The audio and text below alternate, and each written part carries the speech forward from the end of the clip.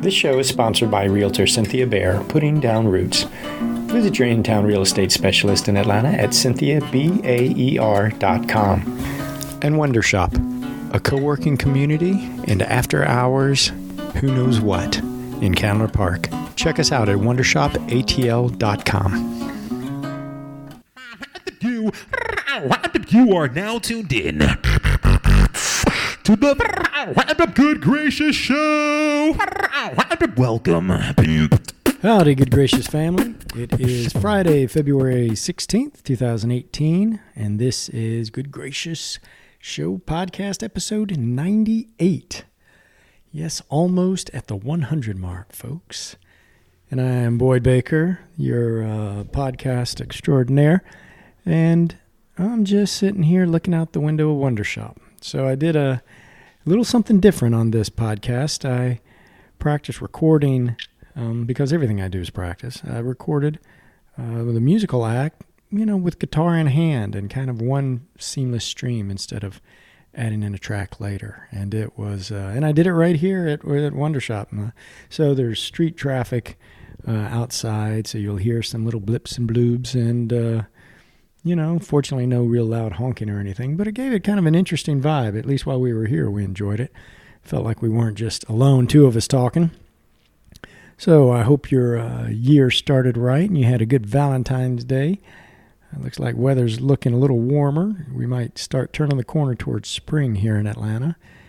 But, it was still a good time to catch up with some folks. So on this episode, I sat down with Ben Friedman. He's, you've probably heard of his band, the Cigar Store Indians. Here in town, they've been around for a good long while. Very talented, fun band. As Ben told me, he said when they'd get hired for corporate gigs, he would tell people, hey, if they're not dancing, I'll give you your money back. And they made sure that everybody had a good time and got up and danced. So he's still doing that gig, but he's also working on some personal stuff, some very interesting songwriting that comes out of his family history. And I'll let him tell the story, but I do want you to know that his voice he was having muscle issues with his voice. And so he's going to actually have to see a therapist probably to help him. I mean, when he sings, when he really focuses, he can get most of the sound right, but he'll sound a little rough. He's got a lot of character to his voice here in this episode, so hope you enjoy it. But I also sat down with an amazing little fireball of energy, the Chinese Southern Belle, Natalie Keng. And it was great to catch up. She's doing such great work trying to demystify, Asian culture and Asian foods through her work. You might have seen a special or something on PBS, or you may have been to one of her cooking classes or been to one of her special events, because we'll mention it. They did one just a few weeks back where they did a Chinese New Year dinner, but then they also included a lot of traditional things that the Chinese do at that time of the year. Sounds like really just, she's doing a lot of great stuff, as well as creating some amazing sauces that you can use. So a whole lot of stuff to pay attention to, but I want them to tell the story. So I hope you enjoy.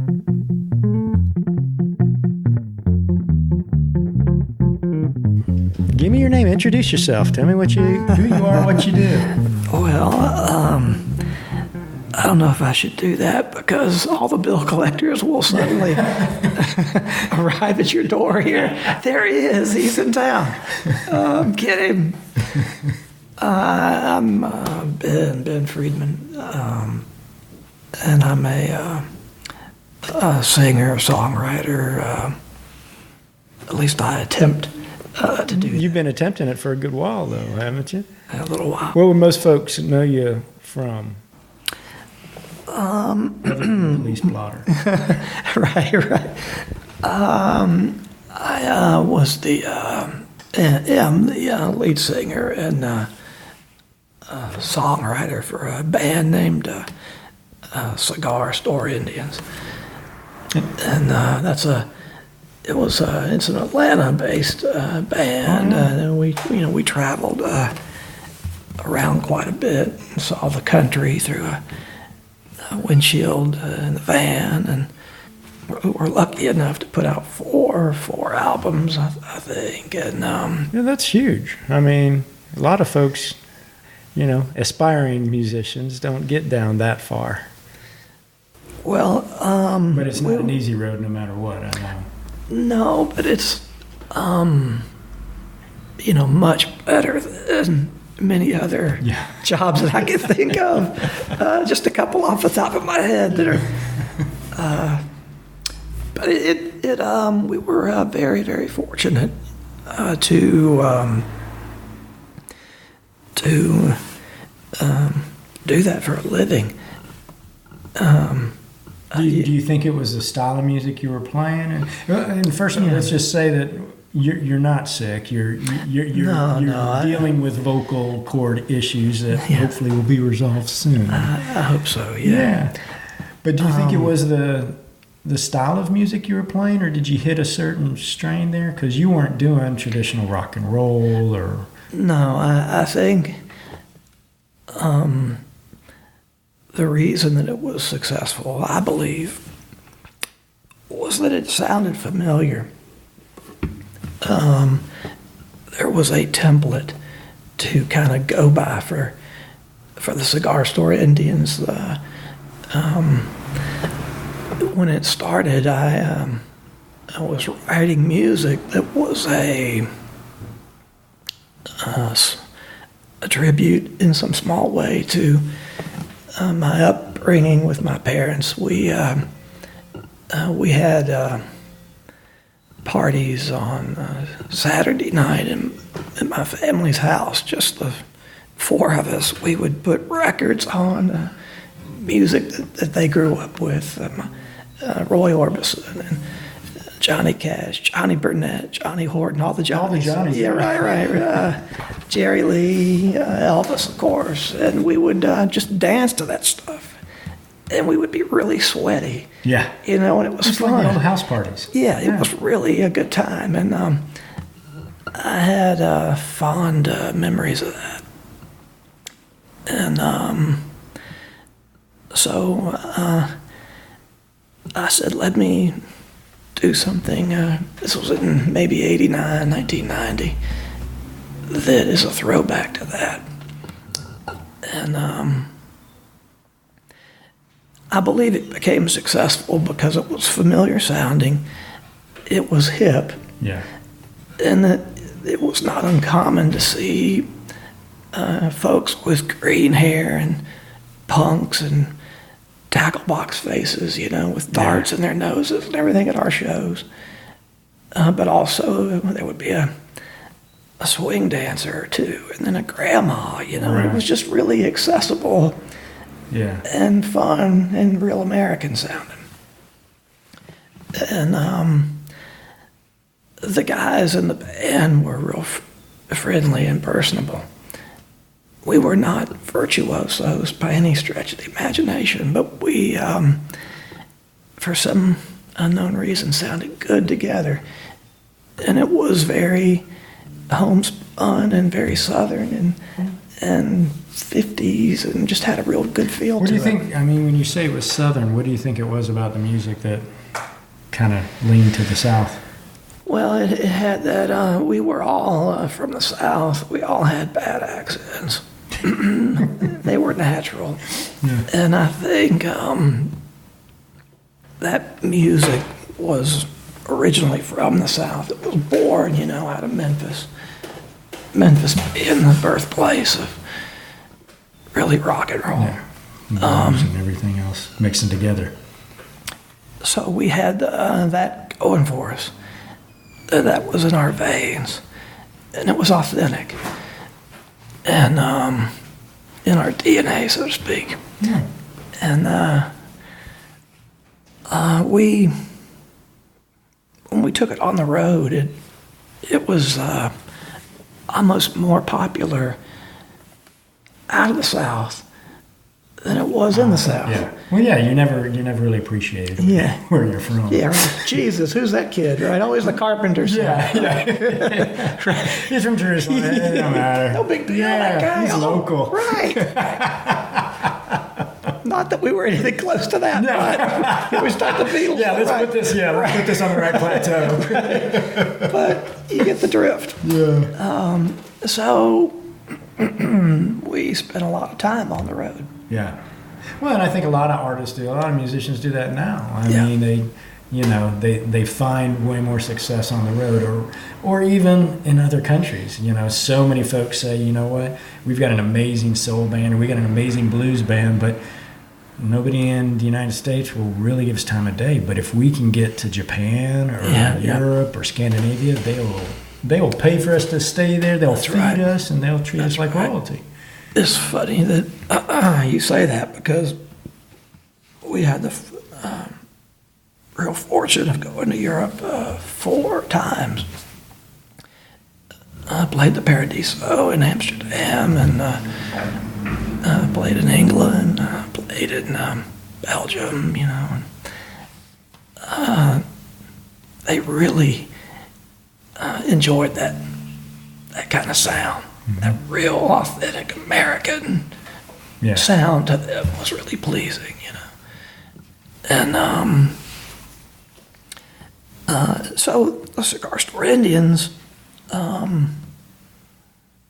has been a wonderful thing to be a part of, and still is. Not the original members have all gone on to other things, but I have Life takes over. Yeah, I've got some guys now that are in the band that we've been together for 4 years now, and it's tight. Yeah, and it feels good. So, could you play a little sample of something you would do with Cigar Store Indians that might be? Well, yeah, it's more. I know it takes a full band to get the real feel. Yeah, it would be like.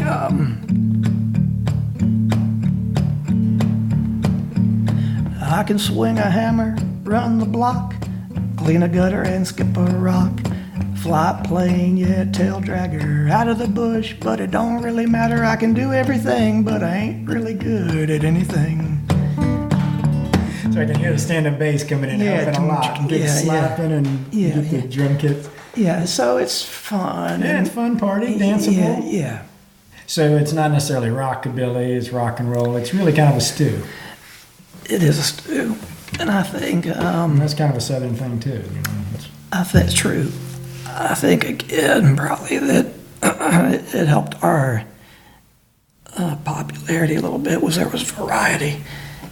We would go from stuff like that to more something like this.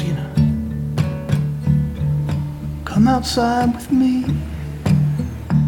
I want to let you in on something between you and I and the firefly of June.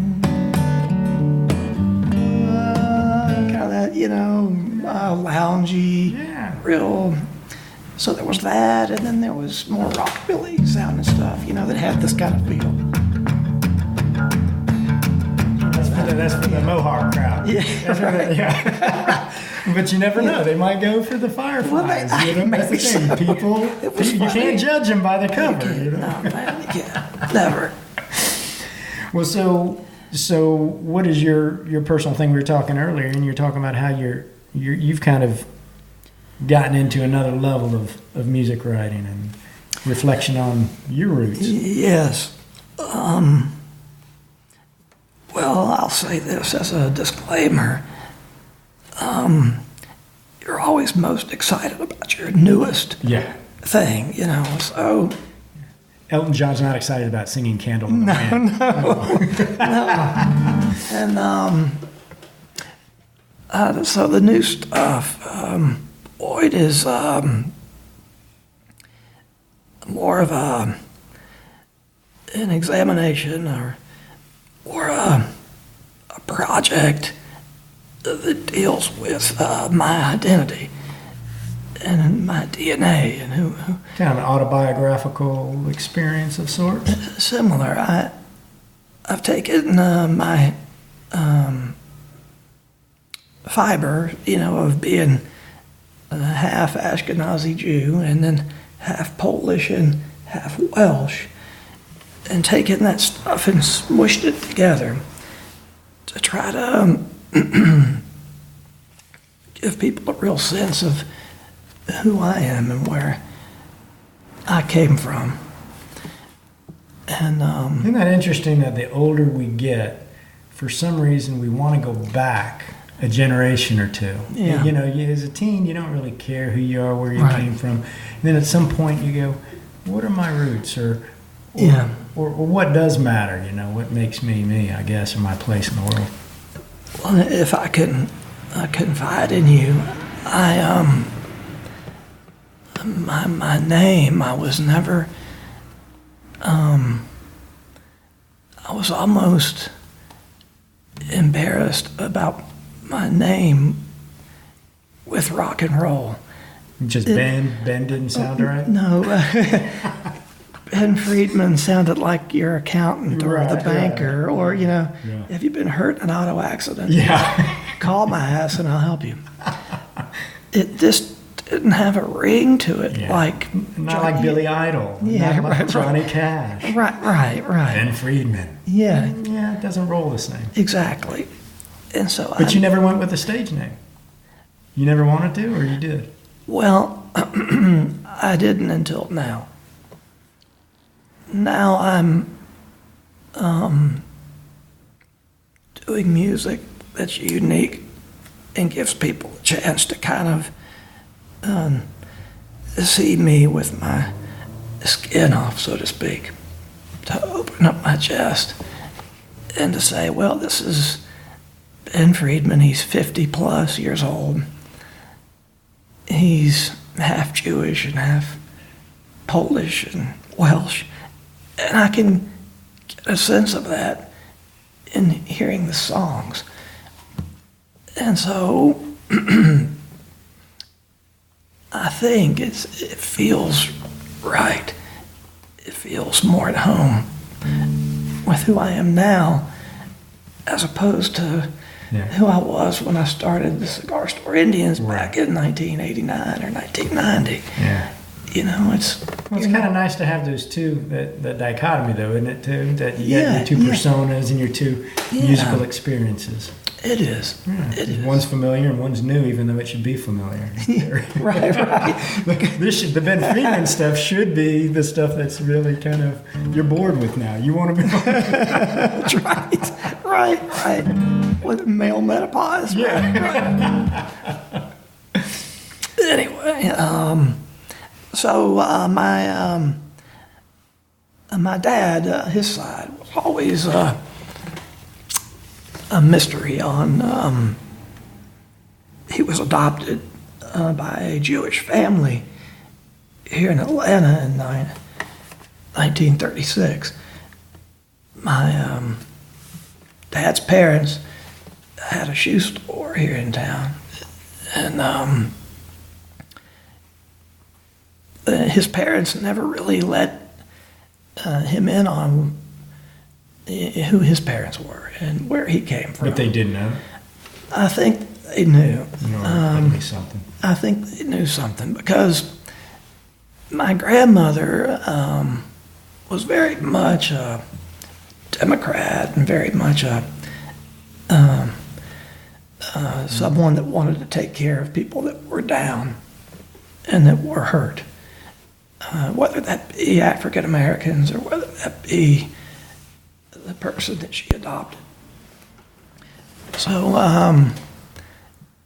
I've come to find out that my dad was a Lithuanian Jew who somehow got over here from Lithuania to Chicago, and they went to Chicago to pick him up. He didn't know any of this. My dad didn't know any of this. He was nervous that he wasn't a Jew. He was thinking, You thought he was maybe a fake. yeah, he was like, oh my God, what am I, And I am. So, but he ended up having a real interesting history. I don't believe his family made it out of Europe. I think they were probably all murdered, but somehow, a piece of that made it over here and was able to carry on. And so a lot of the music I'm doing now has a real gypsy, Yiddish feel to it. Did you dig into listening to music of that to kind of find out what are my roots? What is that music? It's so weird. I was already into that. It felt... You'd been searching for it and you didn't realize why. Exactly. It was already, we listened to that in the house all the time, the gypsy music, that kind of Baltic sound, was always on the stuff I was attracted to and felt right. Yeah. It's in your bones, man. Even in the Cigar Store Indians, Jim Lavender used to say, oh, you got all that little Yiddish, boom, bop, bop, bop, bop, bop, bop, you sound like some kind of oompa band, with your... So it was always kind of in there, boy, and I don't know why. But now I kind of do. Interesting. So now you're not doing the oompa, though. You're doing no, it's more, let me play something for you. Yeah, please. All right. This one is called Broken Clock.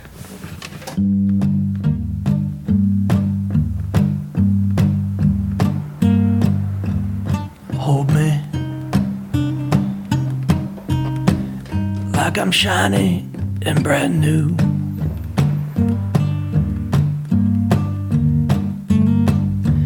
Touch me like I mean something to you.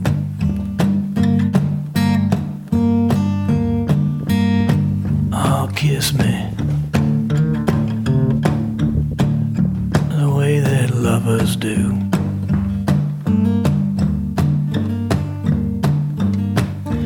Take me on a journey through your mind.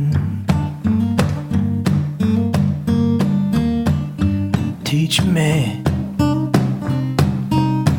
all your fantasies in time, but only if I get to teach you mine. And I sense that you want a man advanced in all of his ways. Even the soul broken clock is right 2 times a day.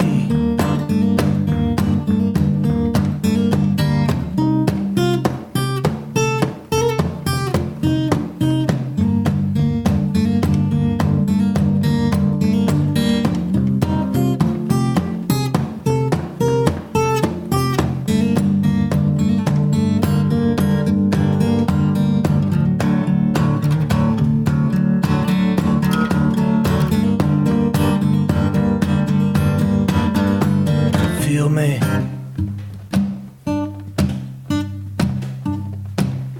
as I draw you with my hand.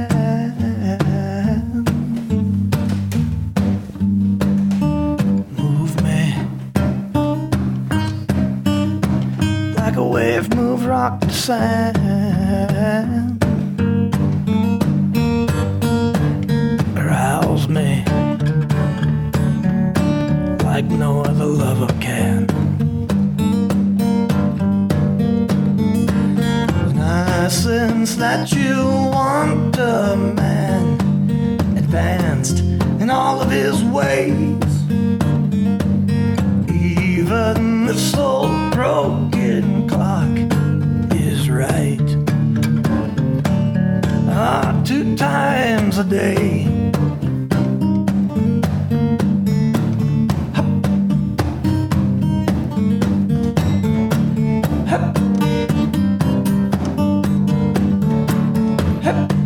Hup. Ho! Ho!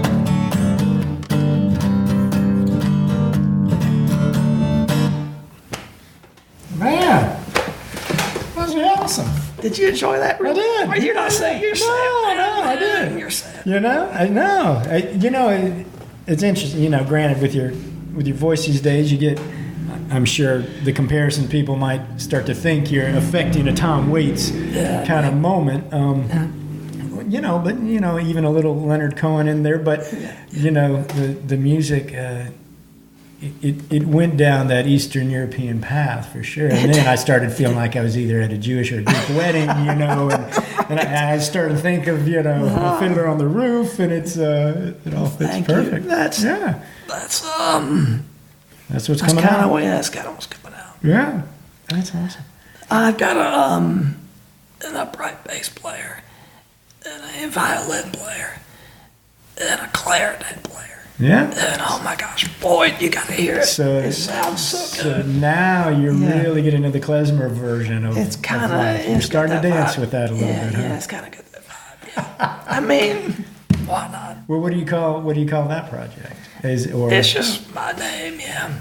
That's It's it. my name, yeah. Well, it allows you to And it change out the matches. players or whatever. It matches with my name.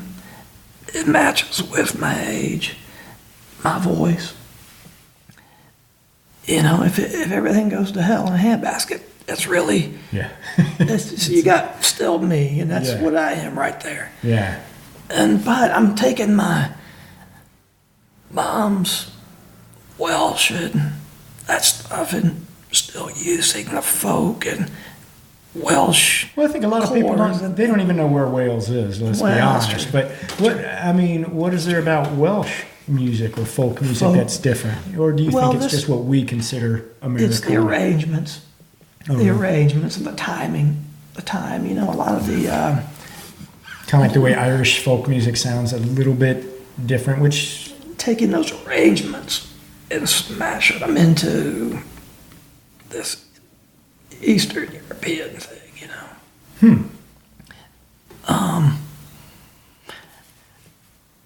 So that's kind of, I'm really excited about this because it feels like really where I'm at right now in my life. Yeah. Well, it's hard as a musician to some degree, you know, especially if you're in a band, then you've got an identity that's the band, right? Right. And if the drummer wants to go off and do straight jazz, well, he's not going to take you guys with him. And you know, how do you grow as a band? That's like the Beatles. Everybody thinks the Beatles was around. They were around for a couple decades, and it's like, you know what? They were a pretty bright star. You know, they weren't there for that long because of that. Part of that reason, they all grew in different ways. I had a guitar player in an old band one time. He used to say, he thought the bands should only do 3 albums and then they should be made to break up. And if you want to get back together, that's fine, but you got to do a different thing or a different name. You have 3 albums. I can see that. I can see that. The Holy Trinity. You know, it all comes. Things come in threes for a reason. So. I guess.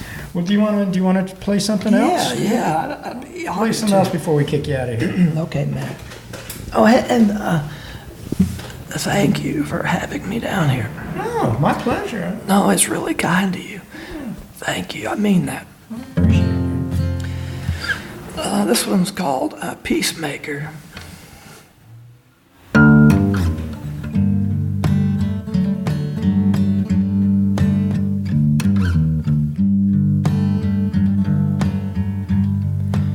In 1,000 pieces strewn across the floor. Once there was a plate that served only love, but now it serves no more. No matter how we've tried to somehow rewind time, tears are not the glue, and hope cannot put back. The love just slips right through. Let me start this over again. I'm getting all screwed up. Can you cut it? Yeah. Okay. You want to hear another one, Boyd? Yeah. All right, here we go. This is called Peacemaker. In 1,000 pieces, strewn across the floor. Once there was a plate that served only love, but now it serves no more. No matter how we've tried to somehow rewind time, tears are not the glue, and hope cannot put back. The love just slips right through.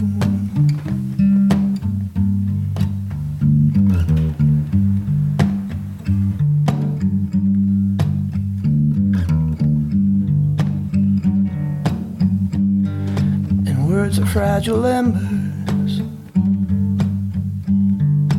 glowing in our straw, aroused and set ablaze, held us in the flame, but we could never thaw. No matter how we've tried to somehow rewind time, tears are not the glue, and hope cannot put back. The love just slips right through.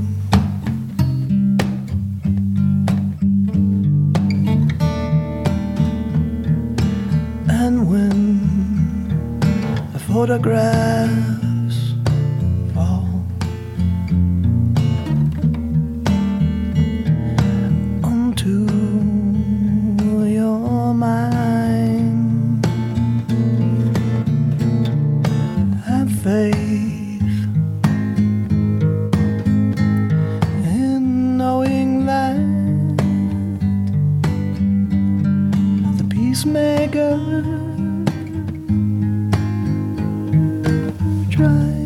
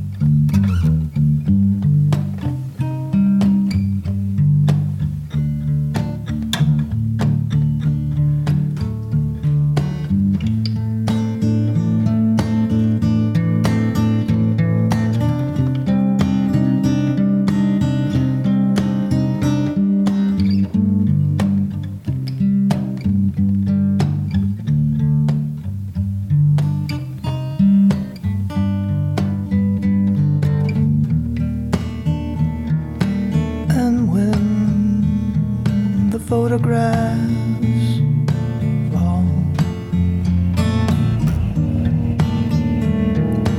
onto your mind. Have faith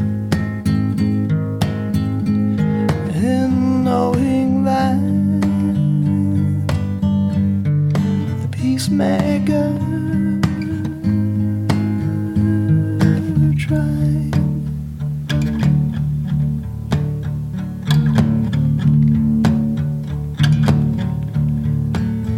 make a try.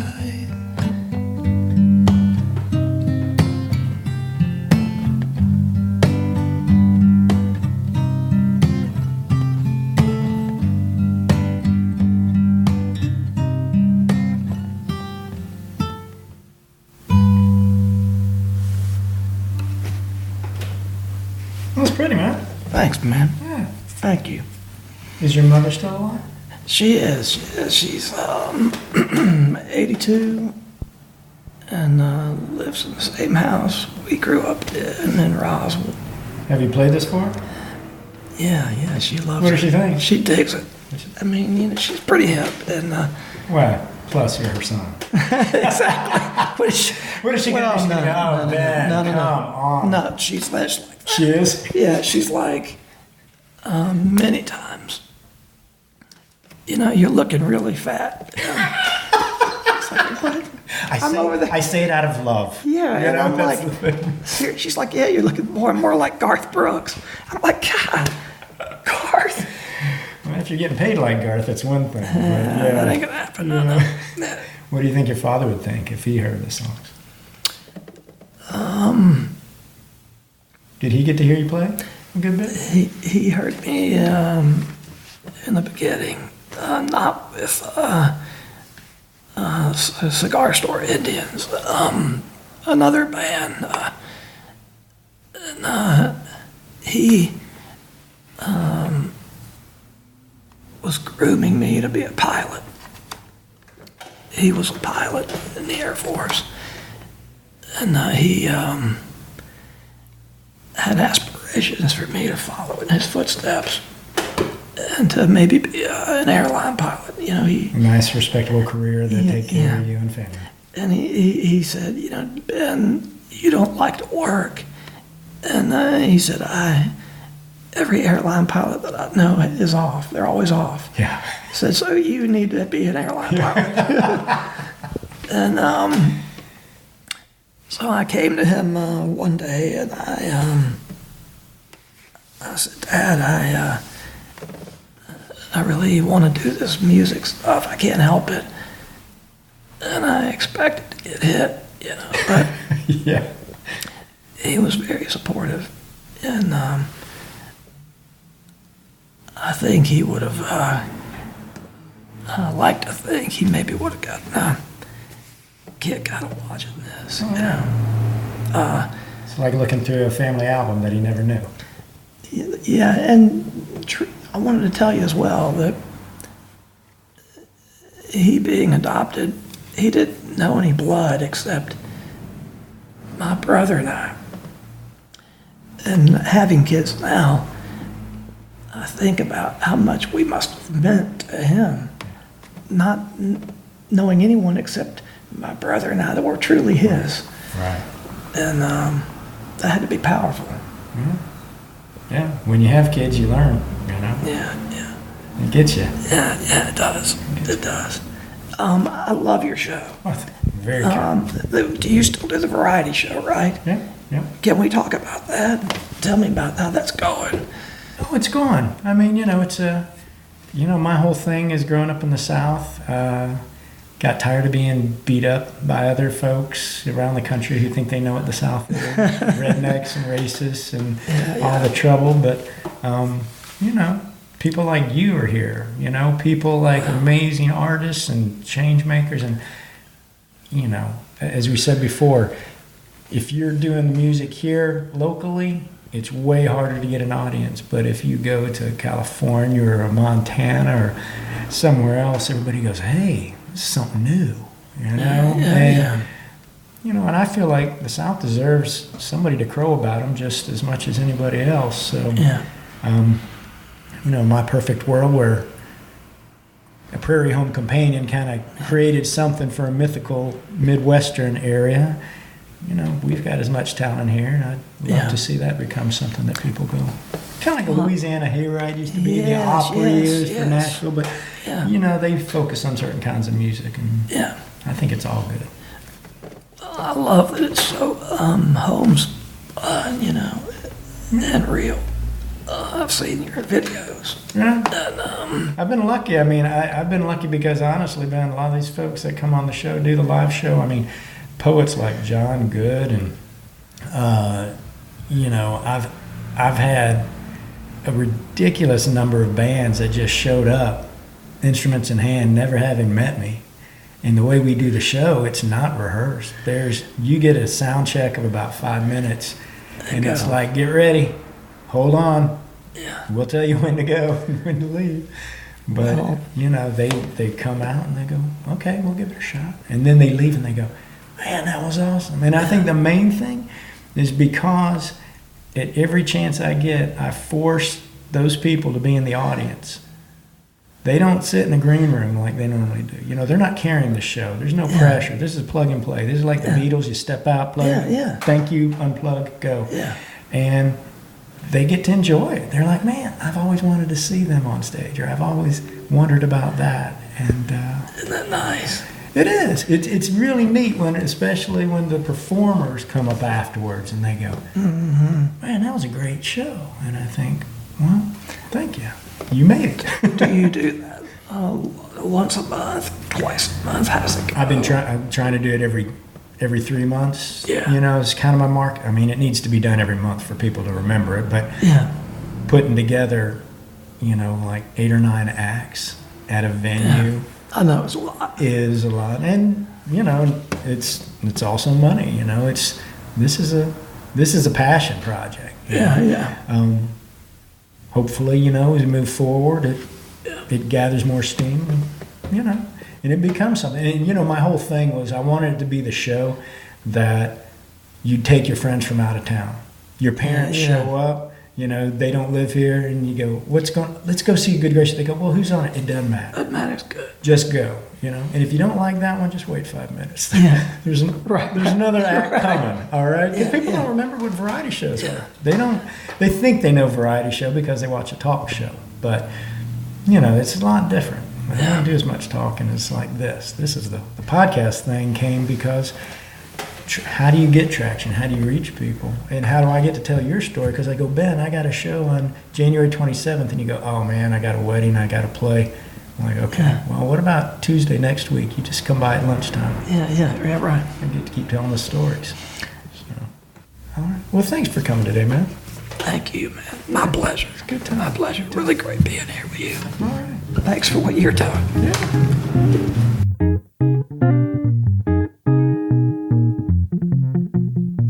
My name is Natalie Keng, and I'm the founder and owner of Chinese Southern Belle.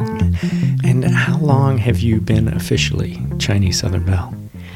I have officially been the Chinese Southern Belle, I feel, all my life. Oh, your life, even right. though there wasn't a name for it. Mm-hmm. We were saying ni hao y'all a long time ago, but Chinese Southern Belle officially came into being in 2010. I officially filed for the LLC, and we started out with cooking classes and Asian market tours. Now, did you start that? I mean, were you in the food business already? Did you have a restaurant or anything? Or Nope. did you just say, you know what? Nope. I'm gonna jump out and do something different. My dad's like, what are you doing? Yeah. This is what you went to Harvard for? Right. Exactly. So the jokes still go on. So I did grow up in the family restaurant business, though my dad was actually an engineer. He likes to say a rocket scientist. So even though we had a family restaurant and we all pitched in, and my sisters took the bus there, you know, after school to the mall. It was actually at the mall, the first one in the area. And we all pitched in on weekends, summers, you know. Yeah, I that's kind what you of had do. to skip the football games. My mom did after she was teaching full time as a public schools teacher, but she also helped out too. And we had a jewelry store, one of the first and only jade jewelry stores way back when. Wow. Mm-hmm. So the food's kind of in your bones a little bit. You can't help it. It's in our bones. Yeah, we all love to eat. And you know, with Chinese culture in particular, but a lot of immigrant ethnic families, food is where we gather, right? You connect through your food. Mm-hmm, it's really a big part of our history, you know, the geography, the agriculture, but very much part of the culture. Mm-hmm. And so did you think that Chinese Southern Belle would be your own kind of pathway to merging food and culture on some level? It was. I wasn't sure exactly what it was going to look like. It was really pretty organic. It started out, my mom and I enjoyed hosting friends at our house, like a dinner party. And folks really loved the food. We were a good team together. We're kind of funny, but a good team. Yeah. You know, she likes more the meats. And I like, you know, I'm exploring through my different vegetarian this and, you know, low fat this and local organic stuff. And so we make fun of each other, but we're real good as a team. And it started out with just dinner parties, and folks would love the food, but then they would ask us about the ingredients and the different vegetables and how do you cook this and how do you shop for this. And then we got invited just to teach through the community, like the extension, continuing ed through Emory. And we designed the Asian supermarket, international supermarket tour, just to kind of help folks demystify some of the seasonings and navigate through some of the different funny looking bags of things, and maybe some the produce and the vegetables, maybe some new vegetables. And that's how it started, and we had a really good time doing it. So we just, one thing led to another, and then we got invited to teach. Cook's Warehouse was one of our great original partners, and we still teach with them, several locations around Atlanta.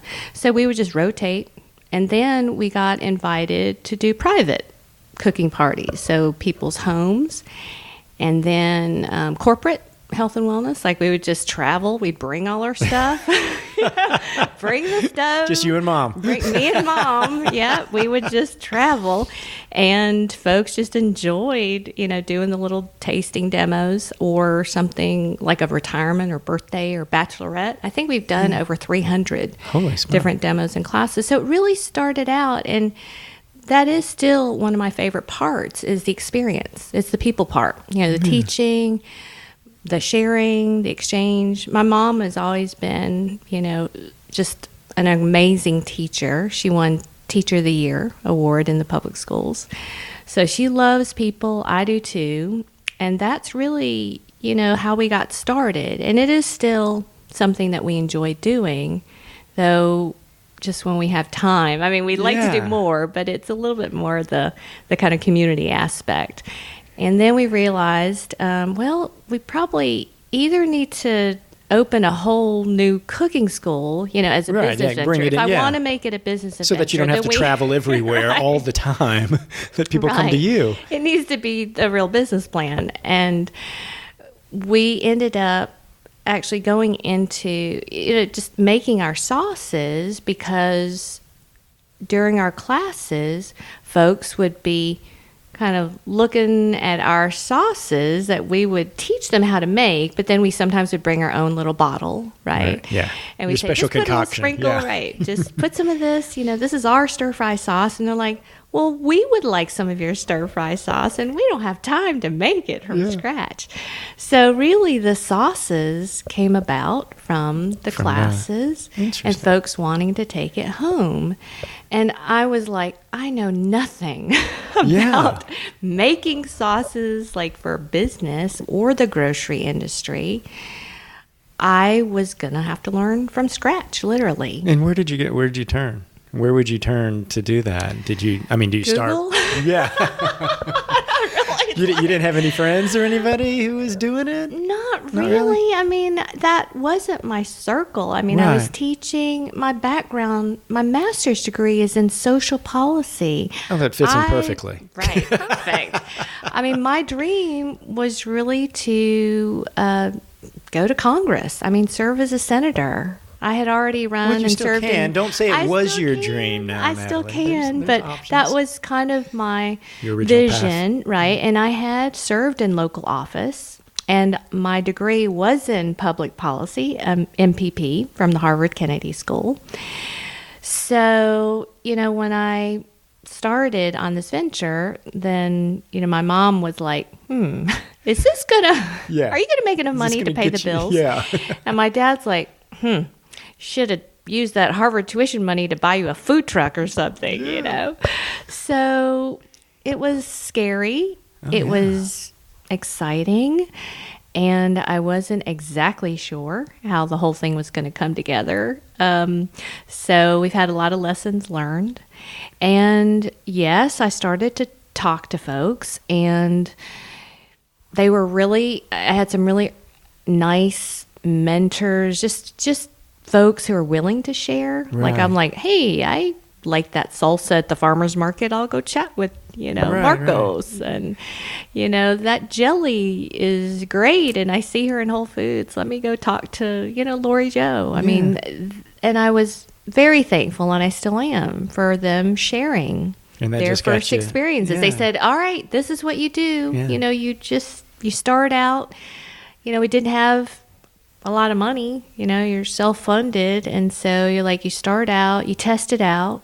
You know, you don't want to sell the farm before Yeah. you know it's going to really happen. So we started at the farmers markets. I Mm-hmm. mean, that's really where it all started. And That's a great option. And these days, testing you it think out. about it, if you had started now, it would be so much easier just because of the sheer volume of farmers markets. Right. You know, I mean, when you Right. started, it probably, you know, there's a few around, but Exactly. I mean, it was Piedmont Park, and they're still a great partner for us, Grant Park. But you're right. I mean, we did not have the community farmers markets in every town like we do now. And, you know, now there are books written about, yeah. you know, what you can do. I could write a book. Yeah. Or teach could a write a class. manual. Yeah, there you go. About what to do and what not to do. Yeah. You know, and the title varies from day to day because there's certainly tough days. Hmm. You know, it's very competitive. The industry is constantly evolving, even as we Right. speak, Well, in terms and- of buyouts and mergers and And then there's also stories about what's healthful, what's not healthful. exactly. What's, you know, And not everyone, I mean, someone who makes tea, for example, like one of my good friends, she shared a wealth of knowledge, but she sells tea, which is very different from making a sauce. Right. Though some of the lessons can be applied. So I felt like after a while, I was almost just different or advanced enough, you know, that it was going to be hard to really advise me. But at the same time, the bottom line is still the same. Right. You know, my dad's still like, well, Natalie, you Yeah. know, the cash register has to ring Right. in order for you to not get a third job. You know? Yeah. And I'm like, Well, so okay. how many stores do you have? Do you have your sauces in right now? Well, we have the Whole Foods Market stores, and they are also kind of changing as well. But they Right. have 9 or 10 stores in the Atlanta metro area. We're in the South region, so we did reach into Asheville Oh, as nice. well. So we were trying to get into the Carolinas, but it's hard. Well, It's that's a hard to- full-time job. Mhm, I mean, right? It's hard to get to the to do regular demos when you're traveling yeah. a lot. But we still have a few stores up there, and we just got into the Kroger Georgia stores in their natural section. So we're Nice. very excited about that. We need to get the word out, get the taste out, because some of them are in smaller rural towns Right. across Georgia where it's harder for us to reach. So I'm always like saying, who do you know in, Yeah. in Carrollton? Exactly. Who's in Who do you know? Moultrie? Exactly. There's got to be somebody. Right. Exactly. So it's very grassroots, and Yeah. we really rely on our fans and are very grateful to the folks who have pitched in and supported us from the very beginning and still do. Yeah. Couldn't do it without them. Well, so with Chinese Southern Belle, is it a multi-prong approach to what you're doing then? Is with the tours or events and then the actual products? Is that the way you kind of you've got this I think three-headed multi monster? is my middle name. multi-sector. Well, then you're going to add something to it. You know, multifaceted. what's the next thing? What's the next level? Well, I think because the vision that I had, and it's still evolving, but really it's about using food and culture as a gateway. You know, as a gateway to connect people, not only to each other and to the community and the farms, to what they eat, but also to just, you know, where the food comes from, to the food they're eating, and who grows it. So it's really about using it to build community. You know, obviously it's just about enjoying good food as well, Yeah. you know, and just exchanging. Sometimes it's exchanging business cards. Sometimes it ends up being sharing recipes or stories about, you know, commonalities, just things that you have in common that you didn't realize when you know, you end up talking to someone over food. People tend to just open up and smile and be friendly. Right. Well, So- and I think there's also just kind of a historical confusion / bias. You know, me being just an average white guy, you know, Asian food is on a little bit of a pillar, a mysterious one, And so exotic, erotic. yeah, and you try to decide, can I enter that? And I think you're right. It's about demystifying that, what, these are all foods, and and everything's home cooking to somebody. I mean, everything is connected to me in my world, for better or worse. I mean, it's sometimes I end up, kind of feeling like a squirrel, kind of, what is it? You like say tennis ball or kind of running around, but. I guess the commonality is the diversity, and also I do have formal training in diversity and multicultural education. So that is something that I have dedicated part of my professional life to doing, and now to do it through food. Yeah. Is great because it allows people to come together, right, to discover, like I said, common, interests, friendships. Well, that's what the dinner you're doing, I know next weekend is it sounds like it has all those elements together. Is that an annual thing or It's become an annual thing. Like I said, it was kind of like the first year we just got invited, like 50 of our fans and friends, folks who just wanted to celebrate and learn about the Chinese Lunar New Year, the traditions, enjoy some food together, away from the, the styrofoam, not having to stand up outside. There's some great events where you can go to and you can watch the ribbon dancing, and there's lots of performances and line dancing, and the kids are running around and stuff, and those are fun and family friendly, and I recommend, a lot of them to folks who want something like that. But we wanted to do something that was, focused on kind of sitting down. Yeah. You can pay attention together, a little better and breathe. Right, and learning about the tradition as you were eating the food. So it wasn't just like, a flurry of eating and running and then just kind of going home and like saying, what was that? And that was good. But connecting each dish to the tradition. And also we have family style seating. So you'll meet new friends at the same time, right? Breaking bread, breaking egg rolls together. Yeah. That's part of it too. So it's community building, it's friendship building. It's also just a lot of fun for us. Yeah. My mom is the star of the night. It's really where she shines because she's able to share some of the foods that she ate she was growing up. Exactly. Yeah. And connecting it to the tradition. So there's definitely a personal aspect. And where do you do that, or where do you hold the We've dinner? been hosting it with one of our favorite restaurant partners on Buford Highway. It's going to be at Canton House. We're almost That's a great sold out. space. That's awesome. We're almost sold out. We don't sell any tickets at the door, so everybody, I've encouraged folks to just get their tickets this week.